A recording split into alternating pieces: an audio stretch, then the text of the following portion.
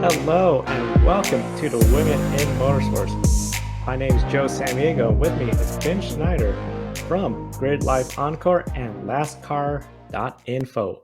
A big thank you to our Patreon investors, Colin, Deshelle, Mark, Robin, David, and Matthew for investing in the Grid Network. You too can invest in the Grid Network through our Patreon page, link in the video description. You can also do Super Chat, buy me a coffee. If you're not watching us live, you'll see the thanks button. That's how you can invest one time to the Grid Network. However, through Patreon or $10 or more through Super Chat or Buy Me a Coffee, you'll get some Grid Network stickers mailed out to you as a showing of appreciation. And the simplest way to show your support, subscribe, hit the bell icon. One of the big things, of course.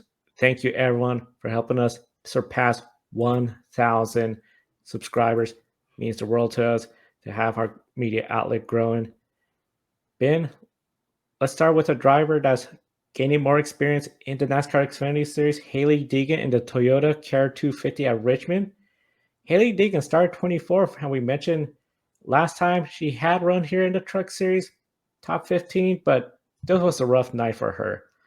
31st position at the end of the race, 9 laps down. What exactly happened to Hailie in this race? It just seems like she struggled at Richmond. Well, what happened was she had an electrical issue in the closing laps, and her race vlog is something that ends pretty abruptly. Doesn't really go into detail of what exactly happened. It just shows her losing power and the team bringing her into the pits. The race results say she was running at the finish, 9 laps down. Obviously, the issue taking her out of contention for the positions that she was running for. I think trying to break into the top 20 at certain points during the race, so right around where she started. But yeah, certainly an unfortunate deal. And again, with how abruptly that vlog ended, I've got to think, we're getting to the point where a couple months into the season now, probably frustration starting to settle in here as we're about to talk about with where she is in the point standings. A little bit of frustration and something you got to consider joining brand new team for her in the Xfinity Series rookie season. I just feel like that frustration is starting to boil over, especially since there's a lot of pressure from Ford for her to perform. It just seems like it's been a rough start because right now, 29th in the point stand. It's actually sure she was making some progress. 29th, that's not exactly that great. And we're going to Martinsville, where it's a short track.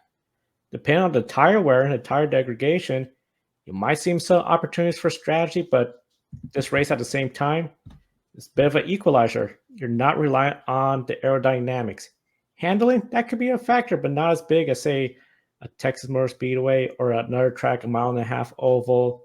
So is this a good opportunity for her to have a good race and potentially rebound after the disappointment of essentially something beyond her control, taking her out of contention for a good finish?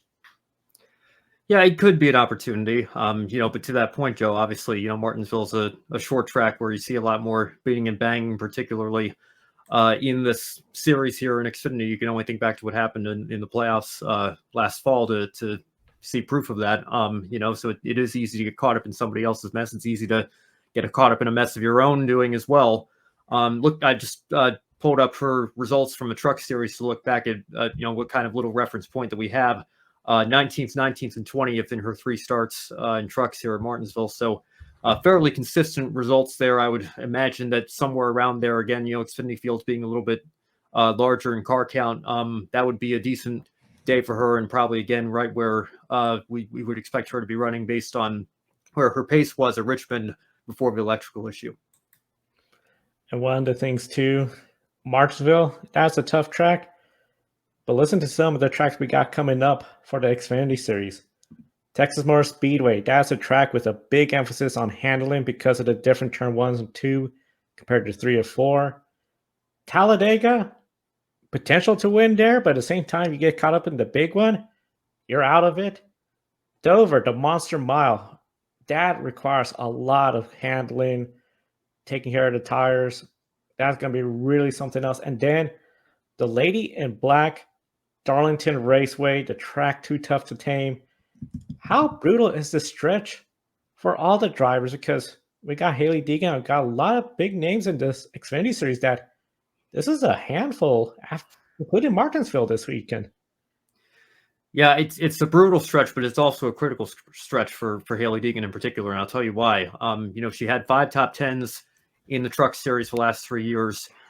3 of those 5 came at Texas and Talladega. She got 1 at Texas in the spring of last year, and then the last 2 times she was in the Truck Series at Talladega, finished 6th and 8th in 22 and 23 respectively. So, those could be opportunities for her to put in a good run and have a good showing.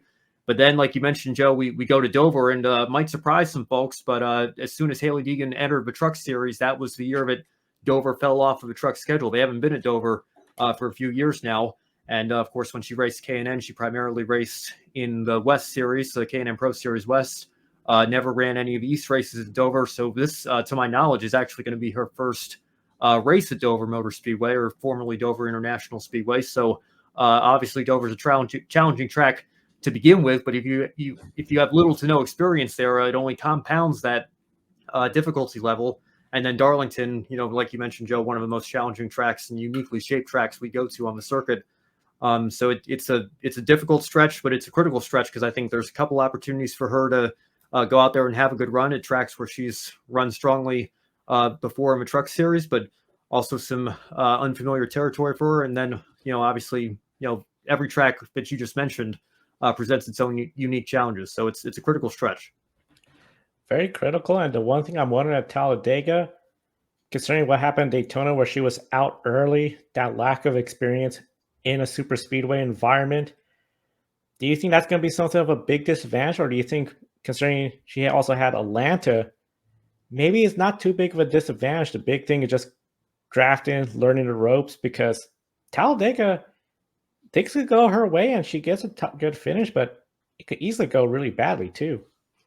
Yeah, I mean, I think it's a wild card. You can think back to her ARCA debut at Daytona when she finished second. I think Deegan knows how to run in the draft if she's given the right opportunity and given a strong enough car and is able to stay out of trouble. I think, she's going to have the opportunity to work her way up. So, of course, it would have been great to get more experience in the Xfinity car Daytona earlier this year, to have a stronger run at Atlanta, which, again, doesn't quite resemble Talladega as much as Daytona does, but still certainly has some overlap after the reconfiguration. So, that would have been a nice to have, I think. But I think when you look at, obviously, like I just mentioned, she has 2 top tens here in 3 races in the Truck Series, and has run strong at Daytona before in the ARCA platform.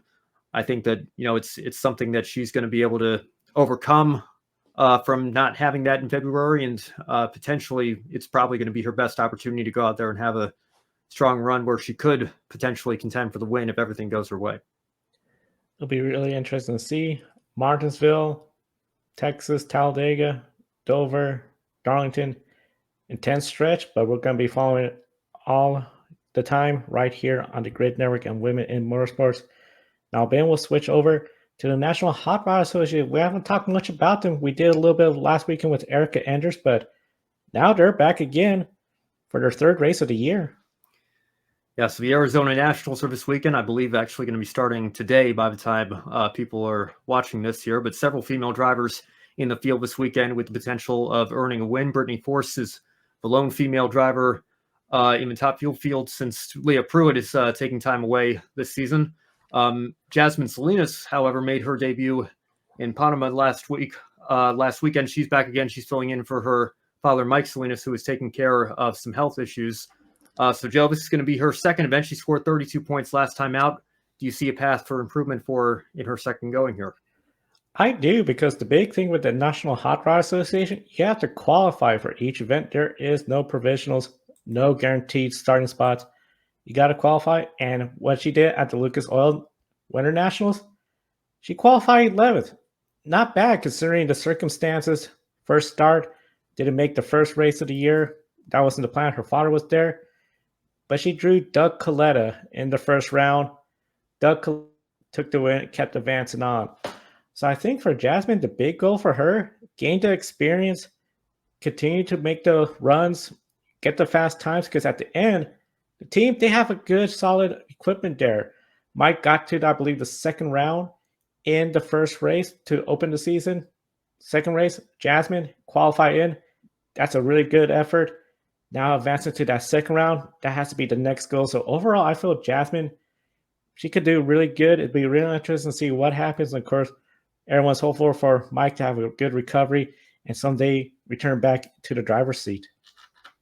Let's move over to funny car here. Alexa DeJoria is a little bit of a disappointing weekend. 132 back and 16th in the standings when it comes to the points. Yeah. What's the level of concern for her at this moment?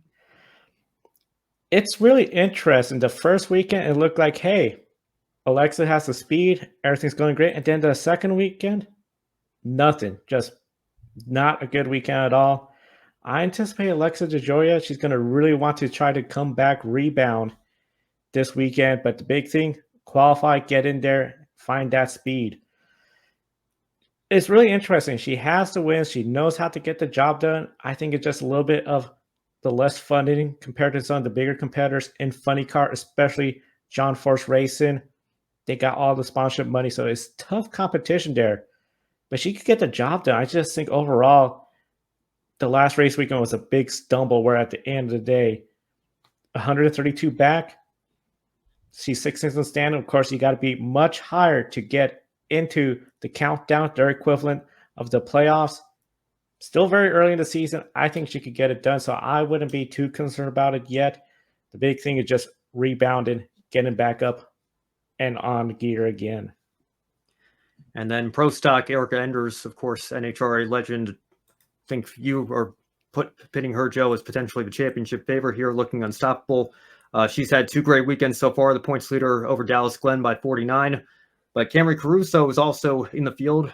Last year got a win earlier in the season. How likely is she to repeat the feat this weekend here? I think she has a really good opportunity, honestly. Overall, last couple of race weekends, she's been qualifying, getting in, advancing out that first round, scoring more points. Pro Stock is very competitive, though. Just about everyone has close to equal equipment because these are the closest things you have to stock cars in the National Hot Rod Association's three major divisions. What Erica Enders has done dominating this is just incredible. Camry Caruso getting that win last year was huge for her. I remember we were talking about it on the air last year when she got that. She'll love to get another opportunity, and I truly believe she's very capable of getting career win number 2 this year, potentially a third. It's just a matter of having that perfect weekend because Pro Stock class, the competition there is just so fierce. And Erica Enders, I mean, the last race weekend, if Camry had won her second round race, she would have been against Erica Enders in the semifinals. That would have been really something special to see the two female racers race each other. I think that's still going to happen at some point this year. And that'd be great if it was in the final round. We'll keep an eye on that. And again, I apologize. I'm not sure exactly what I said there. I think I saw Pomona on the script and my mind went to Sonoma. I'm not sure what came out of my mouth there, but we'll keep an eye on that, and lots to continue to follow here on the NHRA as they get their season rolling. But in the meantime, Joe, I'll hand it back over to you. Let's talk about something that I heard on my morning drive on the radio show, The Morning Drive, this morning on SiriusXM. Yeah, The Morning Drive. For folks not familiar, of course, NASCAR SiriusXM Radio. Mike Bagley, Pete Pistone, they hosted, and NASCAR Radio, you'll get some callers with some out there opinions. And Ben, I think this was one of those opinions that enraged the motorsports community that was listening to it. You had a caller on Thursday suggesting a separate series for female racers. But this is not the purpose of the W Series or F1 Academy, where it was to elevate the racers, give them an opportunity to then move up the ladder. This caller was suggesting to keep them segregated because of their gender, and they didn't have the talent to race against drivers like Kyle Larson. Now, this got a huge response, but how maddening is this attitude where 2024, ARCA has some great female racers, Xfinity Series, Hailie Deegan's there, NHRA, successful champions there, various disciplines, and I just could not believe when this caller said, I'm just shocked. Joe, I wish I was shocked. But like you said, SiriusXM gets some of these callers from time to time, and it's unfortunate, but That this mindset is still quite prevalent in the sport today. It is very frustrating because, and this is why W Series was so controversial. It's why Pippa Mann was so outspoken about her feelings against the principle of having an all-female series. Now, of course, the difference between W Series and now F1 Academy and what this caller was proposing was W Series is not meant to be WF1 or Formula W here. There's a reason why it's called F1 Academy and not for the Women's Formula One League or something like that. It's called F1 Academy because the idea is that it's a proving ground for these young female drivers, some of whom may not be racing anywhere. This gives them the opportunity to at least get some track time and experience in single seaters, with the idea that will help them and they can take what they learn in F1 Academy as they move up the ladder and eventually perhaps reach a level as high as Formula One day. It's the intention is not for somebody to go out and become a 7-time W Series champion. I mean, I think it was bad enough that Jamie Chadwick had to spend 3 years in the W Series winning multiple championships before she finally got that opportunity in Indy next. And maybe she'll be on the path to IndyCar in a couple of years. We'll wait and see how this season goes for her. But that wasn't the purpose of W Series. That's not the purpose of F1 Academy. And the reason is, of course, what you and I both know, and what I think Mike Bagley and Pete Pistone know. And to their credit, they were both very respectful and considerate of the caller and still thanked him for his time. But they made it very clear and unequivocally clear that they could not have disagreed with him more, and very strongly took a stand against what he was trying to propose here, basically saying that it puts drivers at a disadvantage because Kyle Larson made a move that, there's only maybe 3 other drivers in the world who can make that. So let's create a women's NASCAR league for these drivers to better have the opportunity to showcase their skills here. And I think, let me be clear, nobody is going to sit here and argue, certainly not me, that Danica Patrick actually had a great NASCAR Cup career and set the world on fire and, is going in the Hall of Fame one day. Of course not. She drove a Stewart-Haas car. And she did not live up to the expectations and the quality of her equipment when she got to NASCAR Cup. But she had moments here and there that showed potential for a driver one day to potentially be given a similar opportunity and be able to break through that mold. And Kevin Harvick even said it, and Kevin Harvick was teammates with Danica Patrick for 4 seasons full-time, I believe, in the Cup Series. He had a 20-year head start on her because Danica came in from the IndyCar world. And when Danica, when Danica was in IndyCar, she went out and won an IRL race in Japan. She led laps of the Indianapolis 500, almost won the race as a rookie, came back a few years later, finished 3rd before she made the transition over to NASCAR, and even had some modest success in what was then the Nationwide Series when she got over there. So, and obviously, of course, Hailie Deegan, like we talked about earlier in the show, struggling in Xfinity this year, didn't live up to the hype in trucks, but you look at what she did against other young male drivers and older veterans in the K&N West, and to a lesser extent in ARCA as well.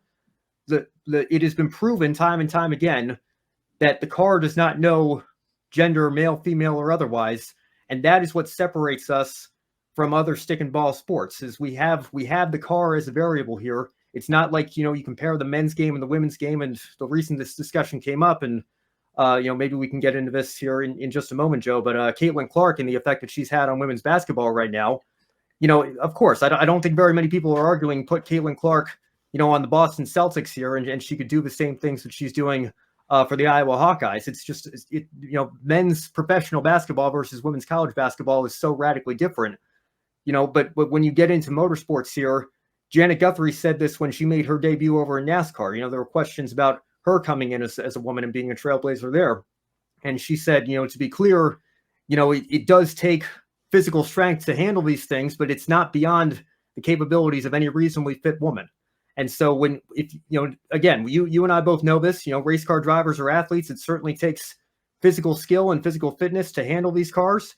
But if you possess that, the car doesn't know what gender you are. And, drivers should be given those equal opportunities to compete in series like NASCAR and IndyCar, maybe even one day Formula One with what we have going on in F1 Academy right now. So to hear this caller, again, I wish I could say I'm surprised, but I'm simply not, because again, they get those callers from time to time here. And unfortunately, we still have some work to do in trying to educate these fans and prove to them that, the opportunities are there and they exist. And hopefully one day it's going to get to the point like it is in the NHRA, Joe. We just talked about Eric Enders as well. There's a reason why those headlines, whenever Eric Enders wins, it's not female driver Eric Enders wins in NHRA. It's just Eric Enders wins in NHRA because it's commonplace over there.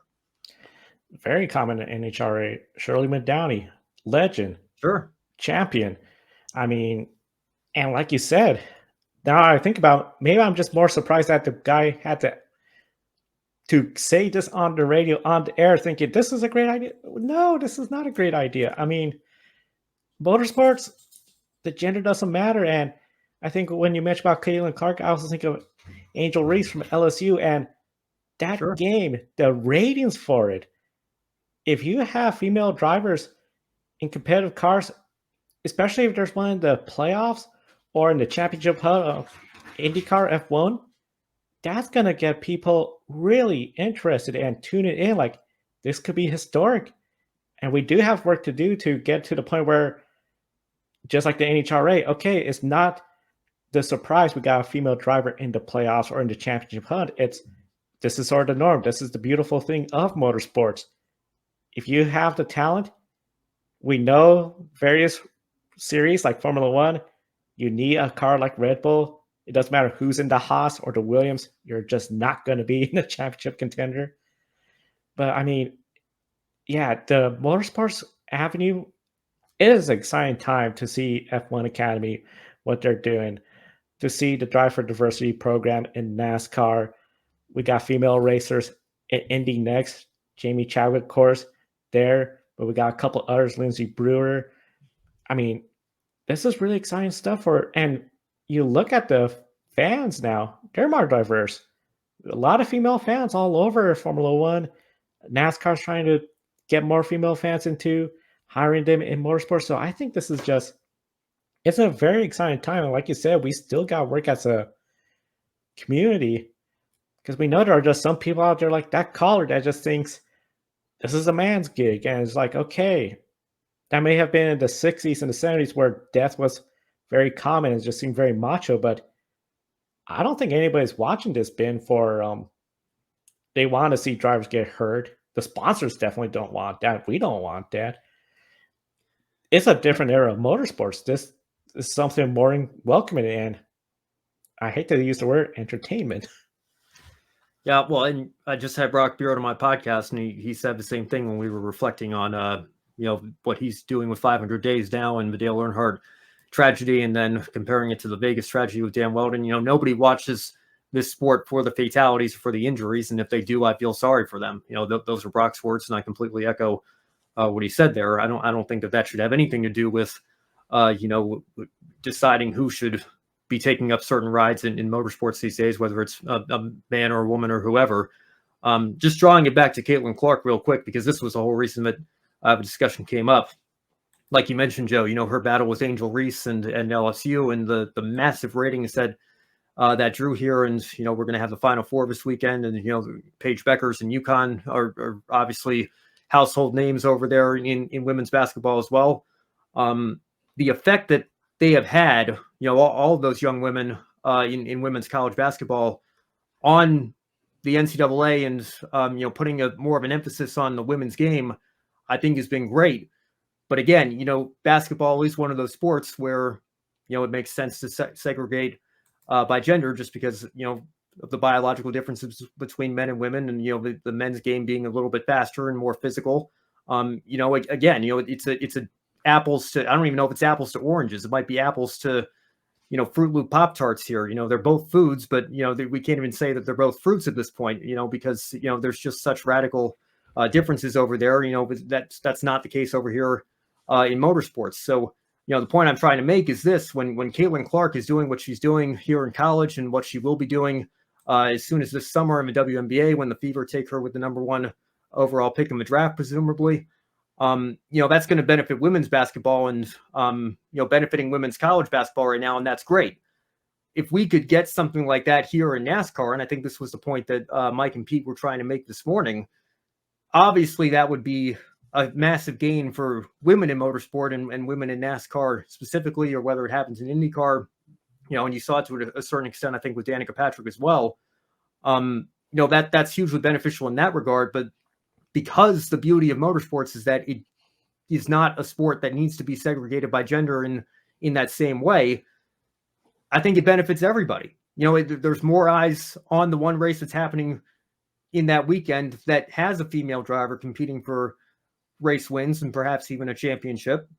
And that not only benefits the perception of women in motorsports, that benefits all of motorsports as a whole. Because like you mentioned, Joe, with more female fans potentially coming in and being interested in what's going on with those storylines, that's going to be a benefit for everyone. And I think that would be something that's great to see. And, who knows, again, we've got several young female drivers that are trying to work their way up through the ranks here. And I wish them nothing but the best, because I think, they deserve those opportunities, and hopefully at least one of them breaks through and we can be talking about that here on this show in 5 to 10 years. And the big thing too, if they break through, they find that success, they're winning races, they're competitive, contending for championships, especially for kids, quite often growing up, for young boys, it's sort of, motorsports, the male theme sports, but you have a female there, that really brings motorsports into, hey, young girls, they could be just like her someday. I mean, what Caitlin Clark's doing, getting women's basketball, all the media attention, Angel Reese, South Carolina Gamecocks in their undefeated season. So far, they still got 2 more games left. It's spectacular to see fans filling up the basketball arenas, young girls getting motivated. That would be so great to see that in motorsports, especially if we could get more drivers. And some of the drivers I know, like you mentioned, Danica Patrick, total switch from karting, open wheel, IndyCar, then stock cars. Kevin Harvick, pretty much dirt track, stock cars, 20 plus year ahead. But we have a driver like Isabel Robusto. She has a lot of talent. What she did in Phoenix, coming back from that injury. You have drivers in different disciplines. I think it'll be really great that we now have more drivers in different feeder series, where it's more likely they're going to be getting to that high level and getting the big opportunities. Because at the end, Danica Patrick, no doubt talented, is just such a change going from open wheel to suddenly NASCAR. And some people will say they sometimes feel like she was a little bit rushed, and some bad luck, especially in Montreal, where I believe she was leading and she ran over a shoe and then the car just fell apart. Yeah, and I remember when Hailie Deegan came on the Dale Jr. Download, and Kelly Earnhardt Miller was, I think, filling in for Mike Davis that day, and she specifically said, I wish Danica had stayed with us for another year or two in what was then the Nationwide Series and now Xfinity, because, to your point, Joe, she was leading that race, and I think, given, again, the equipment that Junior Motorsports provides and the improvements that she was making, I think, if she had stayed a couple more years, I don't know if she would have won a championship in Xfinity, but I think she could have, certainly, with how well she ran at Daytona, she probably could have broken through and won a race or two on a super speedway or a road course where she had those strong runs like you just mentioned in Montreal. So, again, we can't go back in the past and change that. Danica's been retired for several years now, and her career is what it is, and we can look back and reminisce on it and analyze, things that could have been better. But, we can use that as a new bar that's been set. I think in terms of longevity, at least for sure, NASCAR's most successful female driver in its history. And, it leaves the door open for somebody else to come and raise that bar even higher from there. And we'll see. Maybe it's going to be one of the young women that we're talking about on this show week in and week out. And on that note, just before we move on, Isabella Robusto just revealed on Instagram that her next ARCA race weekend is going to be May 11th at Nashville Fairgrounds. So you can mark your calendars and look forward to that. Nashville Fairgrounds, a historic track. That'll be really interesting. Of course, we'll be following her and all the females racing around the world right here on the Grid Network. So be sure to subscribe, hit the bell icon. Don't miss any of our programs. A big thank you for everyone for helping us get over 1,000 subscribers. Be sure to share it with your family and friends that love motorsports. Call the show, Robin, David, and Matthew. Keep us on the air. You too can have your name on the list. Get your name in gold. Get some Grid Network stickers sent out to you. So overall, very exciting. And before we say goodbye, Ben, let's end on a brighter note. What is a shining moment that you have? Because not fun talking about TMDL. Well, TMDL is a good show, but that caller, good Lord. Yeah, well, I think you mentioned it, Joe. I would have loved to have seen if Dave Moody had been on the other side of that. If it had been on a SiriusXM Speedway call, that would have been interesting to see that play out. I want to give a shout out to Madeline Coleman, who's a staff writer at The Athletic, covers Formula One. She wrote an excellent piece yesterday in The Athletic on Susie Wolff, did a great profile of her. I encourage everyone, if you're not subscribed to The Athletic, first of all, what are you doing? It's a fantastic resource, not just for motorsports, but you get coverage of pretty much every sport out there. You can follow your local sports teams and all sorts of good stuff. But the work that Jeff Gluck and Jordan Bianchi do for NASCAR is alone worth the price of the subscription for The Athletic, and what Madeline Coleman is doing with her Formula One coverage is great as well. But encourage everybody to go read this Susie Wolff article and profile that she did, because I think it's very insightful, and she did a great job with that. So that's my one shining moment for this weekend when it comes to women in motorsport. Yeah, I have to say the same thing too. Susie Wolff, I think so many folks just, especially the newer F1 fans, just think, oh, Toto Wolff's wife. No, she knows how to race. She got to drive in an F1 car. Very talented, and the work she's doing with F1 Academy, hugely important. And a lot of people forget, she was a team principal in Formula E and led that team to wins with Eduardo Montoya. Very successful effort there. Close to championship, just never close enough. But yeah, Susie Wolff, definitely will be following her and all the developments with F1 Academy, and then of course with the stuff on Grid tonight as well with the FIA. Yeah, and like you mentioned, Joe, and it's mentioned in the article as well, wasn't that long ago, just within the last decade or so here, 2014, 2015, but she actually drove the Williams in a couple of FP1 sessions. So again, that caller out there that tried to make that argument on SiriusXM this morning, you don't really have to go that far back in history to see where Susie Wolff was at her peak, and almost breaking through to get a race seat in F1 and getting the opportunity to run an FP1 session. Again, hopefully we don't have to wait as long for the next female driver to follow in her footsteps here. And again, like you mentioned, Joe, we'll be following the F1 Academy, and the Ray Dorian pen is going, maybe we'll be talking about her in that position in not too distant future as well. So we'll have to wait and see, but we'll keep an eye on it all, like you mentioned on this show and on Grid Tonight as well. Grid Tonight, and of course, right here on the Women in Motorsports. And don't forget, this weekend, Grid Live After Dark. This is going to be our first time on the After Dark program, Ben. It's going to be really exciting. We encourage everyone to tune in this weekend. Don't miss out.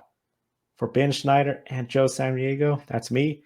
Thank you for watching. Have a good night, and we'll see you next time.